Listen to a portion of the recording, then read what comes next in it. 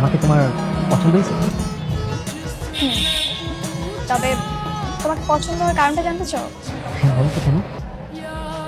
ল subject আমার খুব পছন্দ। আমি চেয়েছিলাম আমার হাজবেন্ড একজন লয়ার হবে, সুযোগ হয়নি তাই আমার পড়া হয়নি। আর তোমার সাথে আমার ব্যাপারটা মিলে গেছে এই জন্য।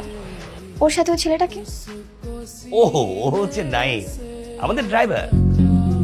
ওর বাবাও আমাদের ড্রাইভার ছিল, এখন আমাদের গাড়িটা চালায়। খুব ভালো ছেলে। কিন্তু ড্রাইভার হলো না, আমাদের বাড়িতেই ও ছোট থেকে বড় হয়েছে, আমার ছেলে।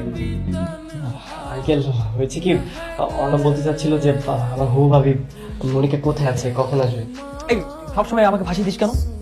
আমি বলছি তো একবারও বলতে এগুলি। আরে এত তোলা হওয়ার কি আছে, অস্থির হচ্ছিস কেমন? আসবে সে, আসবে তো। বিয়ের ডেটে একটু বেশি দেরি হয়ে গেল না, কোনভাবে কি আগানো যায়? আমার বন্ধু তো তর্স হচ্ছে না। আসছে মনে হয়।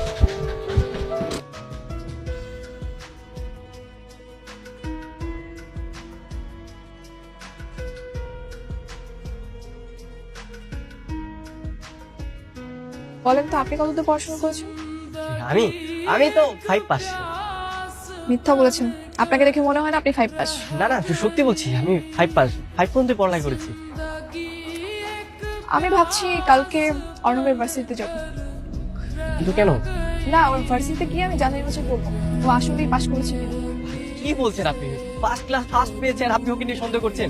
বাসায় তো সবকিছু টাঙানো আছে, সার্টিফিকেট গুলো টাঙানো আছে। চলেন আমি বাসায় গিয়ে আপনাকে দেখাচ্ছি। চলেন। সেগুলো তো মিথ্যাও হতে পারে, আমি সরাসরি গিয়ে জানতে চাই। যাচাই করতে চান না? ঠিক আছে, আপনি যান, সমস্যা নেই। বন্ধু, এবার তো ফাইসে যেতে পারি। আর ভাসবে কেন? ভাষার কথা আসবে কেন? ওইখানে যদি ও যায়, রেজাল্ট সার্টিফিকেট সবকিছুতে তো আমার নাম। আর তুই যাচ্ছিস তোর সাথে, আমি তো তোর ভরসা করি, শুধু আমি যাবো না, দ্যাটস ইট। আরে বোকা, আমি গেলেই তো সমস্যা। ওইখানে তো সবাই আমার চিনে, আর ওর সামনে যদি আমার সময় অর্ণবর্ণ বলে রাখে, তাহলে তো একটা বিরাট বড় ঝামেলা হয়ে যাবে। কালকে যাওয়ার সময় সানগ্লাস আর মাস্ক পরে যাবে। কেউ যদি তোর সানগ্লাসটা খুলতে বলে, বলবি যে তোর চোখ উঠছে, তোর চোখের দিকে তাকালে ওদের চোখ উঠে যাবে। আর বলবি যে তোর ওই যে অ্যাজমা, অ্যালার্জি বা শ্বাসকষ্ট, হুপিং কাশি সব কিছু আছে, যার কারণে তুই মাস্ক খুলতে পারবি না। হ্যাঁ, আচ্ছা ঠিক আছে। স্যার, আপনার একটা হেল্প লাগবে আমার। আমার হেল্প বলেন। স্যার, ব্যাচ নম্বর 70, সেশন 15 থেকে 16, আর রোল হচ্ছে 32, 34, 74। ওনার ডিটেলসটা একটু বলতে পারবেন আমাকে? দাঁড়ান। ও অর্ণব চৌধুরী, পিতা হুসাইন চৌধুরী। জি। কি ব্যাপার আপনার এরকম অবস্থা কেন? ভূতের মতন নাক মুখ বন্ধ করে বসে রয়েছে। আসলে আমি একটু অসুস্থ তো, এই ধুলাবাড়ির কারণে আমার একটু সমস্যা হয়, তাই। বলেন, আর কি জানতে চান? স্যার, উনি কি আসলেই ইউনিভার্সিটি টপার ছিল? রেজাল্ট তো ফাটাফাটি, ছেলেটা অনেক ভালো, ওর মতো ছেলেই হয় না। যেমন রেজাল্টে ভালো, তেমনি পরোপকারী মানুষ।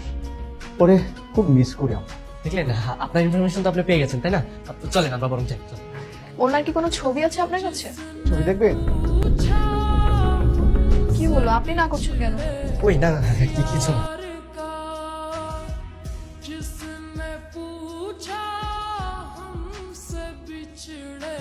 দেখেন, এই ব্যাপারটা যে এইভাবে আপনার কাছে প্রকাশ পাবে, আমি না কখনো কল্পনাতেও ভাবিনি। তাছাড়া একটা সার্টিফিকেট তো মানুষের জীবনে সবকিছু হতে পারে না। অর্ণব সত্যি খুব ভালো মনে একজন মানুষ, আপনাকে অনেক ভালোবাসে। আর ওর বাবার যা আছে, ও চাকরি করতে হবে না, বসে বসে খেতে পারবে। আমি তো সেটাই চাই না। আমি কেন একজন আলাদা ঘরে দুলালকে বিয়ে করব? আমি যাকে বিয়ে করব সে হবে একজন মেধাবী কর্মজীবী ছেলে, অনেস্ট, সত্যবাদী, যে একজন নিরপেক্ষ আইনজীবী। কিন্তু অর্ণব, ও তো এটা কিছুই না, পুরোটাই উল্টো। না একজন সত্যবাদী, না একজন আইনজীবী। কিন্তু সত্যি বলছি, অর্ণব আপনাকে অনেক ভালোবাসে। বাবার কোনো টাকা পয়সা কমতে নেই, আপনি চাইলে ওকে বিয়ে করতে পারেন, আপনার কোনো সমস্যা হবে না, ও আপনাকে সুখী রাখে। আর অর্ণব তুই কি মানে? হ্যাঁ, এখানে এসেছিলাম। আরে এই মেয়েটা সেই মেয়েটা না, যাকে তুই প্রথম থেকে প্রেমে পড়ে গেছিলি?